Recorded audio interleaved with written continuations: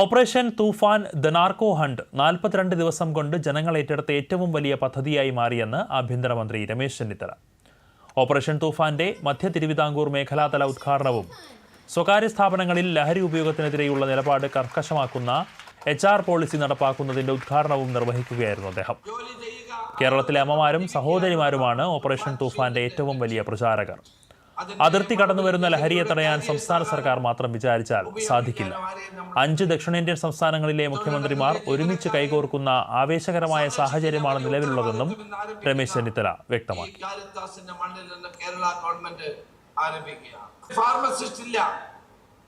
Medical ഷോപ്പിൽ ആ സമയം നോക്കി ക്യാൻസറിന് മരുന്ന് ചെല്ലുന്നവർക്ക് എഴുതി കൊടുക്കുന്നവർ സൂക്ഷിക്കണം.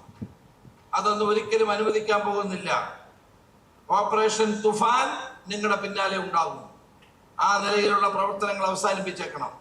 നമ്മുടെ ആംബുലൻസിൽ ചില ആൾ രോഗി പോലുമില്ല, ആരുമില്ല.